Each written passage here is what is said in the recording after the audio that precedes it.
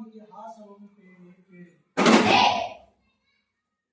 ಇತಿಹಾಸವೆಂದರೆ ಗತಕಾಲದಲ್ಲಿ ನಡೆದ ಘಟನೆಗಳ ಕ್ರಮಬದ್ಧವಾದ ಅಧ್ಯಯನವೇ ಇತಿಹಾಸ.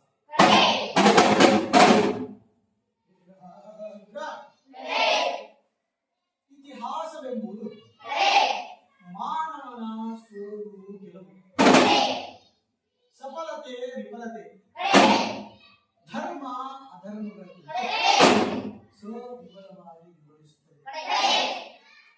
ದಾಖಲೆಗಳಲ್ಲಿ ಇತಿಹಾಸವಿಲ್ಲ, ಇತಿಹಾಸವಿಲ್ಲದೆ ದಾಖಲೆಗಳಿಲ್ಲ. ಆದ್ದರಿಂದ ಇತಿಹಾಸವನ್ನು ರಚಿಸಲು ಆಧಾರಗಳು ಅವಶ್ಯಕ. ಇತಿಹಾಸದ ಆಧಾರಗಳನ್ನ ಎರಡು ವಿಧಗಳಾಗಿ ವಿಂಗಡಿಸುತ್ತೇವೆ.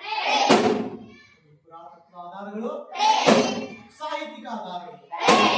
ಪುರಾತತ್ವ ಆಧಾರವನ್ನ ಉತ್ಖನನ, ಶಾಸನ, ನಾಣ್ಯಗಳು, ಸ್ಮಾರಕಗಳು, ಇತರೆ ಅವಶೇಷಗಳನ್ನು ವಿಂಗಡಿಸುತ್ತೇವೆ. ಪುರಾತತ್ವವೆಂಬುದು ಹಿಂದಿನ ಮಾನವರು ನಡೆಸಿ ಬಳಿಕ ಬಿಟ್ಟು ಹೋದಂತ ಪರಿಕರಗಳನ್ನ ಪುರಾತತ್ವ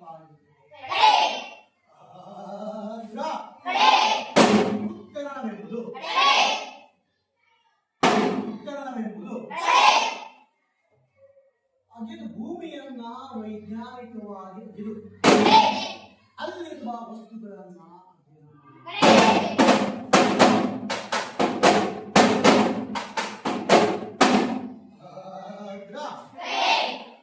ಧಾನ್ಯಗಳು ಎಂದರೆ ಅಂದಿನ ರಾಜರು ಹೊರಡಿಸತಕ್ಕಂಥ ರಾಜಧಾನಿ. ಸ್ಮಾರಕಗಳು ಎಂದರೆ ಹಿಂದಿನ ರಾಜರು ತಮ್ಮ ವೈಭವಕ್ಕಾಗಿ ಕಟ್ಟಿದ ಕಟ್ಟಡಗಳನ್ನ ಸ್ಮಾರಕಗಳು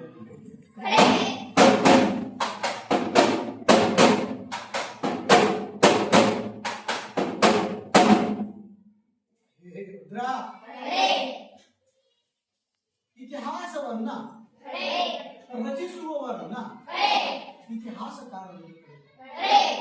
ಇತಿಹಾಸದ ರಚನೆಯೇ ಇತಿಹಾಸದ